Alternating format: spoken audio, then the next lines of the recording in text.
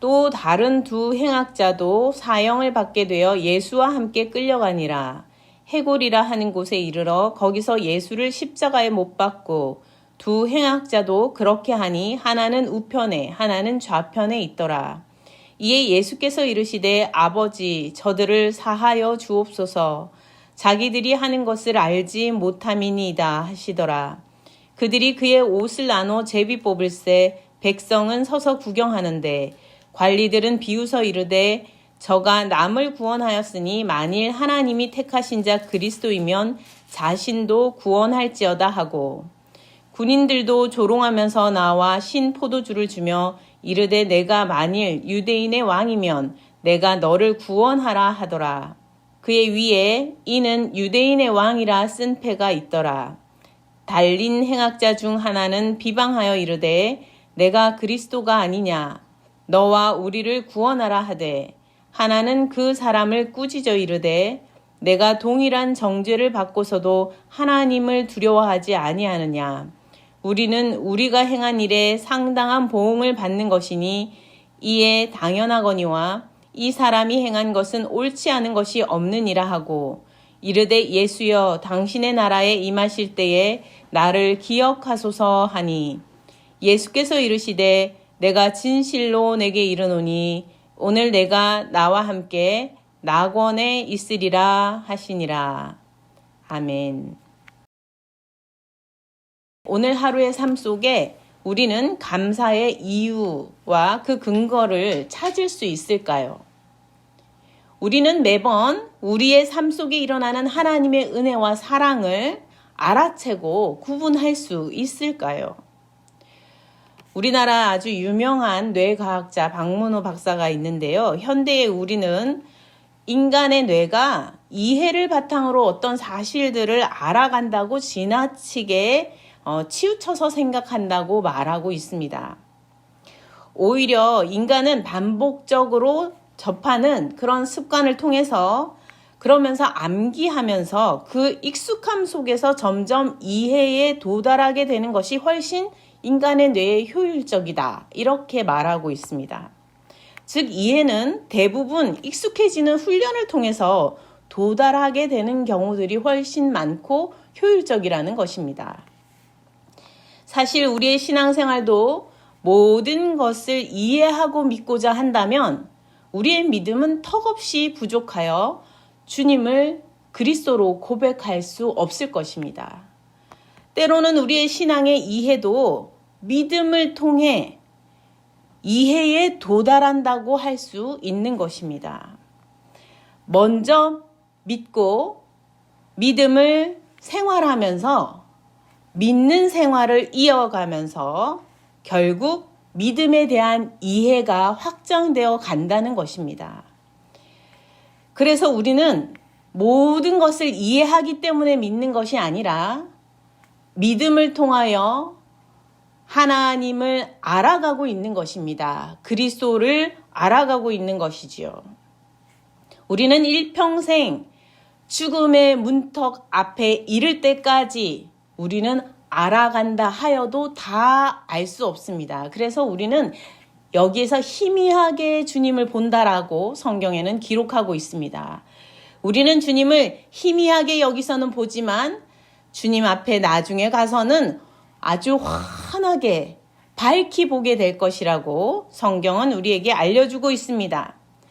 우리의 이해는 여기에서 환하게 밝히 모든 것을 밝히 보는 그런 환함으로 이룰 수 없는 것입니다. 우리는 믿음을 생활하면서 하나님을 알아가고 그리스도를 알아가고 그 믿음에 대한 이해에 조금씩 도달해 가면서 우리의 믿음이 확장해 가는 것입니다. 먼저 믿는 것 중요하죠. 그리고 또 감사하는 생활도 마찬가지입니다. 우리가 감사할 것을 다 미리 알고 있기 때문에 감사를 시작하는 것이 아닙니다. 일단 감사를 시작하는 거예요. 감사부터 해보는 것입니다.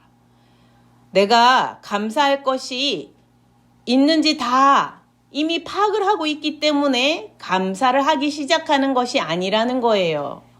감사한 것이 무엇이나 생각해서 한 가지를 감사하기 시작하면서부터 감사를 할 제목들을 알아가게 된다는 것이죠. 우리가 내 삶은 왜 이렇지? 나는 왜 이렇지? 나는 왜 좋은 일이 없지? 라고 생각하는 것은 내가 어찌 보면 감사를 시작하고 있지 않기 때문일지도 모릅니다. 먼저 감사하는 생활부터 익숙하게 해 가면서 우리는 진짜 감사를 발견하게 될 것입니다. 매일매일 감사하는 것을 우리가 훈련하고 좋은 습관을, 감사하는 좋은 습관을, 마음가짐을 가져보는 훈련을 통해서 우리는 정말 감사하는 마음이 많아지고 커지고 확대되어 갈 것입니다. 하나님께 감사할 것을 세어 봅시다. 하루에 한 가지라도, 하루에 한 가지만이라도 하나님께 감사할 것을 세어보도록 합시다.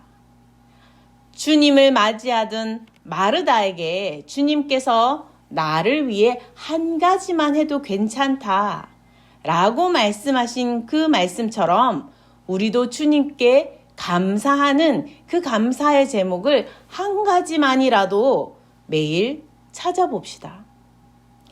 또한 가족과 이웃에게도 감사한 것을 찾아보도록 합시다. 감사는 우리가 익숙해질수록 우리의 믿음을 성장시켜 갈 것입니다. 그러나 믿음은 말씀에 근거해야 합니다. 아무거나 막 믿어서 되는 거는 아니죠. 아무거나 거짓된 가짜를 믿고 따라가고 거기 열광하라는 얘기가 아니지요. 우리는 말씀에 근거해서 믿음의 기초를 쌓아가야 하는 것입니다. 그래서 우리가 예배 때마다 말씀을 읽고 말씀을 배우고자 하는 것입니다. 오늘 본문에는 예수께서 십자가에 달리실 때의 사건에 대해서 기록하고 있습니다. 십자가 사건은 기독교가 전하는 핵심 내용이라고 할 수 있어요. 그래서 사복음서, 마태복음, 마가복음, 누가복음, 요한복음 이 사복음서 모두가 예수께서 십자가에 달리시는 그 과정을 묘사하고 있습니다. 그 중에 오늘 내용은 십자가에 달리는 그 마지막 순간, 마지막 예수께서 십자가 골고다 언덕의 그 해골이라는 곳에서 마지막 십자가에 달리는 그 순간에 대해서 묘사하고 있습니다. 그때 사람들이 예수를 어떻게 바라보고 있었는지 그 시각들을 보여주고 있어요. 예수께서 십자가에 못 박히실 때에 두 행악자도 십자가에 함께 못 박혀서 사형을 당했다라고 기록이 되어 있습니다. 이제 이 십자가 아닙니까? 십자가. 예수께서 십자가의 가운데에 십자가에 못을 박히시고 그 다음에 왼쪽에 한 명, 오른쪽에 한 명 해서 같이 십자가에 못 박혔다는 것이지요. 그 십자가에 못 박혔다는 사람들은 악을 행한, 정말 극악무도한 일을 행한 행악자다 이렇게 기록하고 있습니다.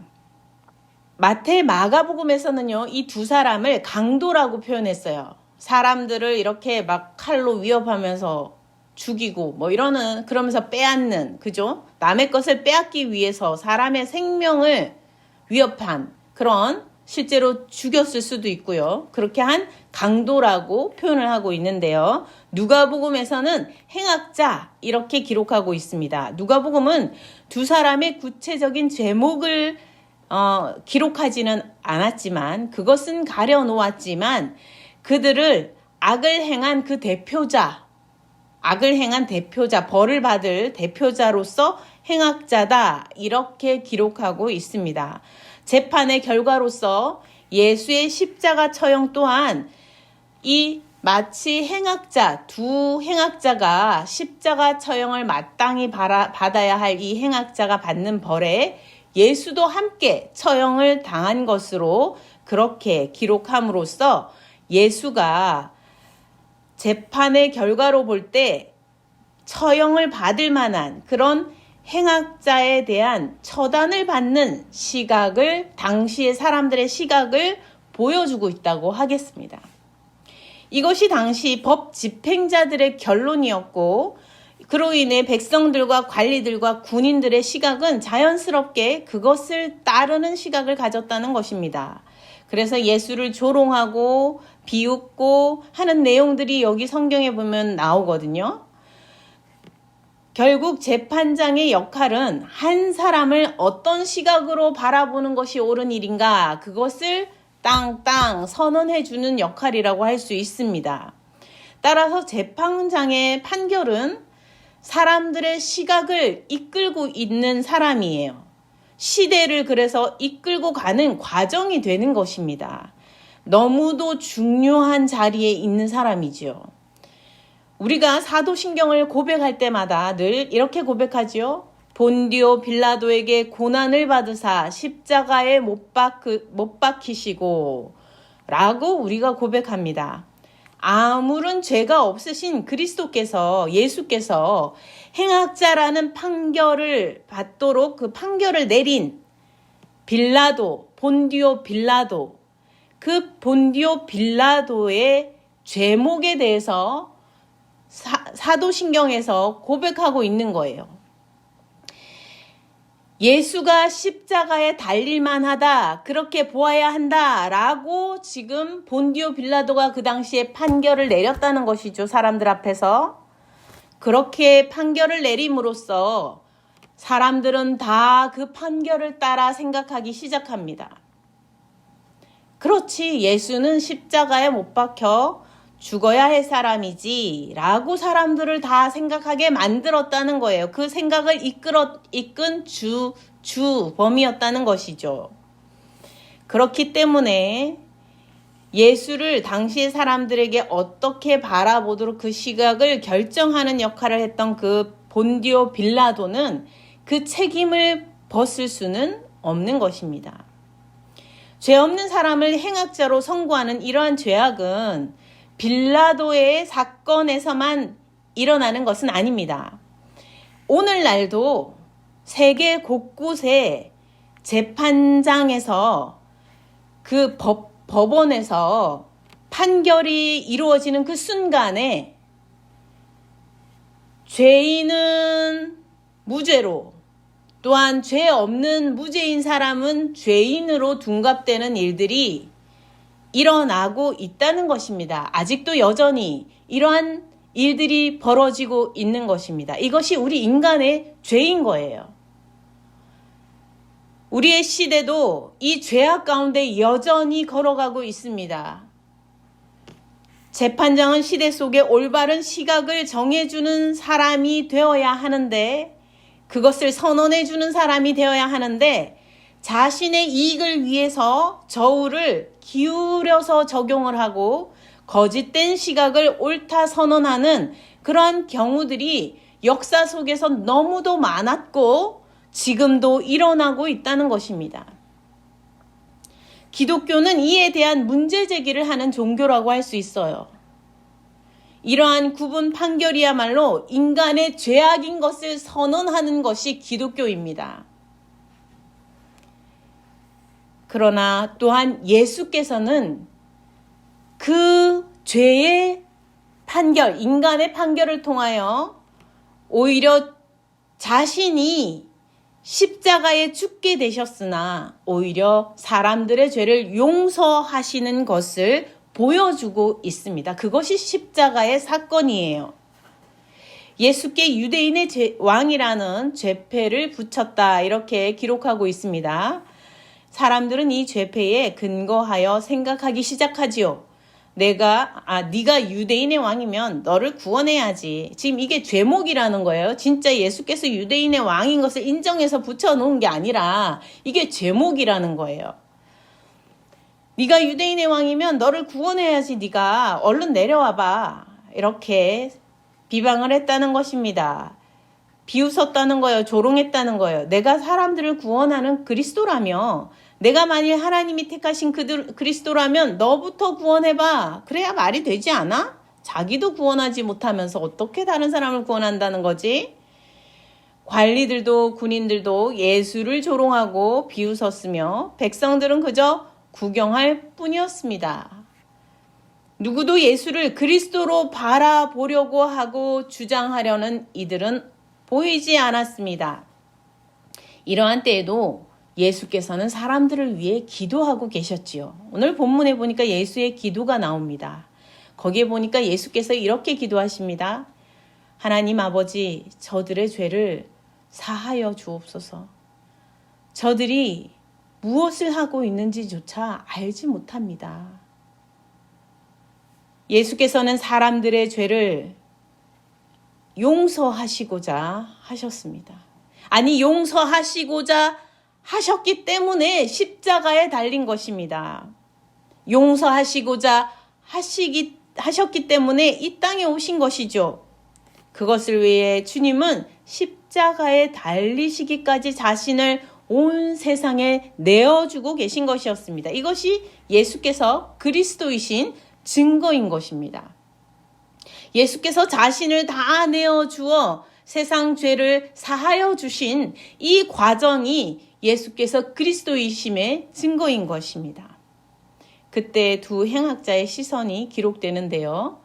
한 사람은 이렇게 말합니다. 수많은 주변 사람들의 시선을 따라서 예수를 조롱하고 비방하는 것이죠.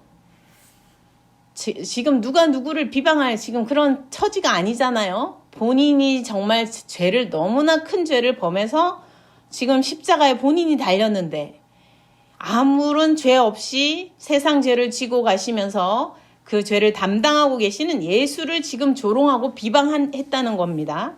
행악자가 예수를 자신과 같은 행악자로 그냥 생각하고 치부했다는 것이죠. 그러면서 놀립니다. 내가 그리스도라면 너도 구원하고 우리도 구원해봐 하고 조롱했다는 겁니다. 이 말을 들은 다른 한 사람은 그에게 아주 크게 꾸짖는데요. 성경에 보니까 꾸짖었다라고 했어요. 이 사람의 잘못을 체크하는 것이죠. 이 사람이 잘못했다고 확신하고 체크하고 있는 겁니다. 네가 죄를 지어 지금 죽음 앞에 서서까지 겸손할 줄 모르고 어리석은 말을 하는구나. 하나님이 두렵지도 않느냐. 너와 나는 죽을 죄를 지어 그 벌을 지금 받고 있는 것이지만 이분은 아무 잘못이 없는 분이신데 네가 어떻게 감히 그런 말을 하느냐. 이 예수는 단지 우리 모두의 죄 때문에 아무런 죄가 없으신데 우리 죄 때문에 이렇게 지금 십자가에 달리시게 된 거라고 이렇게 지금 그 마음을 표현하고 있습니다. 한 행악자는 예수에 대한 다른 시각을 가지고 있었던 것이죠. 예수에 대해서 지금 다르게 고백하고 주장하고 있습니다. 재판장과 다르게 말하고 있고요. 군인과도 다르게 말하고 있고 관리들과도 다르고 백성이나 또 이 한 옆에서 조롱하던 그 행악자하고도 다르게 지금 예수를 다르게 바라보고 다르게 주장하고 있는 것입니다. 예수의 재패가 비웃고 조롱할 만한 그런 비방할 만한 그런 실제 제목이 아니라고 여겼다는 것입니다. 예수는 무죄다. 이렇게 바라보았다는 것이죠. 오직 한 사람, 이 한 행악자, 이 한 사람만 여기서 지금 다르게 보고 있음을 표현해주고 있습니다. 예수께 다른 고백을 드리고 있는 것이죠. 그러면서 주님께 말합니다. 예수여, 나를 기억하소서. 예수여, 당신의 나라에 임하실 때에 나를 기억하소서. 예수여, 나를 기억하소서. 간절히 예수께 구하고 있었습니다. 이제 마지막, 그의 인생의 마지막 목소리를 다해서 간절히 부탁하는 거예요. 주님께. 이제 인생을 마감하는 그 마지막 순간에 주님을 붙잡고 있는 것입니다. 예수의 그리스도 되심을 믿고 예수의 긍휼과 자비를 지금 구하고 있는 것입니다. 그러자 예수께서 그에게 대답하십니다. 내가 오늘 나와 함께 낙원에 있으리라. 오늘이라는 그날은 이 사람에게 어떠한 날이었겠습니까? 오늘이라는 그날은 이 사람에게 어떤 날이었을까요? 예수께서 십자가에 달리시는 그 날이었는데요. 그 행악자 두 사람도 십자가에 달려 죽는 날이었죠. 누가 보아도 끔찍한 날입니다. 최악의 날이죠. 정말 지옥 같은 날이라 할 수 있습니다. 그러나 예수께서는 자신의 죄를 깨닫고 예수를 그리스도로 믿고 고백하는 그에게 낙원을 약속하셨습니다. 그래서 그는 낙원에 이르는 날이 될 것이라고 그에게 예수께서는 선언하여 주심으로 그는 새로운 날이 되었어요. 우리가 좋은 것을 더 많이 먹고 편리하게 살아가고 그런다면 우리는 낙원의 삶처럼 살아갈 수 있지 않을까? 이렇게 사람들은 바랍니다. 그래서 미래를 우리는 어떻게 계획하고 미래를 구상하느냐? 그 미래를 향한 마음은 주로 좋은 것을 더 많이 먹고 좀 더 편리한 삶을 살아가는 데만 초점을 맞추는 경우들이 많이 있지요. 그러나 성경에서는 우리에게 이렇게 말씀하십니다. 죄를 떠나서 죄에서 자유를 얻고 하나님의 나라의 은혜를 누리는 그날이 바로 낙원에 있는 삶과 같은 날이라고 선언하여 주시는 것입니다. 때로는 우리의 하루가 너무나 가진 것이 없어서 가난해서 또 병들어서 아프고 힘들어서 상황이 좋지 않아서 너무나 갑작스러운 위기가 닥쳐와서 지옥 같은 날로 사람들에게 보이는 그런 날과 같은 날이 있을 수 있습니다. 아니, 나 자신조차 나의 하루가 정말 지옥 같은 날이구나 라고 생각되는 날이 있을 수 있습니다. 그러나 성경은 분명히 우리에게 알려주십니다. 주님을 믿는 믿음 안에 있다면 우리는 내가 비록 가난하여 가진 것이 없고 내가 지금 병들고 아프고 심지어 죽음에 이르는 순간 아주 고통스러운 순간인 그 때가 되었다 할지라도 주님께서 주시는 선언하여 주시는 낙원의 은혜를 낙원의 삶의 은혜를 입을 수 있는 것입니다. 우리가 주님을 믿는 믿음 안에 나아가는 것이 중요한 것이죠. 예수께서 그리스도이심을 볼 수 있는 시각은 바로 믿음의 시각이라고 할 수 있습니다. 대다수의 사람들은 믿음 없는 시각으로 오늘 하루를 살아가고 있습니다. 살아갑니다. 예수 없이 살아갈 수 있다고 예수는 그저 한 사람이었을 뿐이야. 그런 일들이 있었다고들 하지. 라고 생각하며 또는 심지어는 자신도 구원하지 못한 사람이야 라고 조롱하며 지내는 대다수의 사람들이 있을 수 있습니다. 그러나 우리 믿음의 사람 우리들의 오늘 하루는 이 한 행악자의 하루, 예수를 주로 고백하였던 그 행악자의 하루처럼 오늘도 우리가 새롭게 예수를 그리스도로 바라볼 수 있고 또 그런 믿음의 시각을 가질 수 있는 그런 하루가 될 수 있기를 바랍니다. 믿음의 시각으로 기도할 수 있는 하루가 되시기를 바랍니다. 이제 다 끝났어. 나는 이제 아무 소용이 없어. 라고 포기하지 않고 주여, 예수여 나를 기억하여 주소서. 예수여 하나님의 나라에서 나를 기억하여 주소서. 라고 주님을 붙들었던 그 행악자의 하루처럼 그래서 낙원을 선언받았던 낙원의 삶을 약속받았던 그 행악자의 하루처럼 우리도 주님을 믿음의 시각으로 바라보며 기도할 수 있는 성도들이 되기를 바랍니다. 주님, 예수여, 나를 기억하여 주소서, 기도할 수 있는 성도가 되기를 바랍니다. 오늘 본문에 기록된 하나님의 말씀의 뜻을 우리가 지금 모두 다 이해할 수는 없습니다. 아까도 말씀드렸다시피 우리는 모든 것을 이해하기 때문에 믿기 시작하는 것이 아니에요. 우리는 주님의 말씀을 믿고 믿음 생활을 이어가면서 하나님을 알아가고 예수가 그리스도이심을 발견해 가게 되는 것입니다.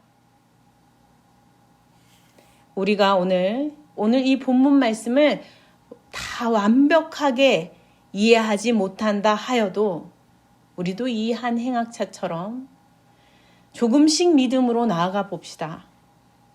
여러분 따라해 보시기 바랍니다. 예수여, 나를 기억하소서. 여러분의 매일의 삶 가운데 여러분이 외치면서 주님께 부르짖으면서 살 수 있기를 바랍니다. 목소리를 내어서 소리를 내어 기도하실 수 있기를 바랍니다. 모든 것을 이해하고 시작하려고 하지 마시고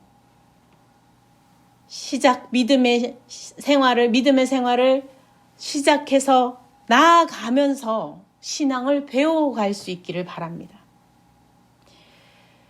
이렇게 우리의 하루하루는 주님과 함께하는, 주님을 부르고 주님을 붙잡고 주님과 함께하는 그런 하루이기를 원합니다. 그래서 주님과 함께 낙원에 거하는 그런 삶이 되기를 원합니다. 아까도 말씀드렸다시피 우리가 가진 것이 더 많아진다고 낙원의 삶을 살 수 있는 것이 아닙니다. 우리가 주님과 온전히 함께할 때, 주님과 온전히 동행할 때, 주님의 은혜를 점점 더 깨달아 갈 때 우리의 삶은 천국의 삶으로 더 한 발 한 발 들여놓을 수 있게 되고 더 나아갈 수 있게 되는 것입니다. 오늘은 추수감사주일입니다.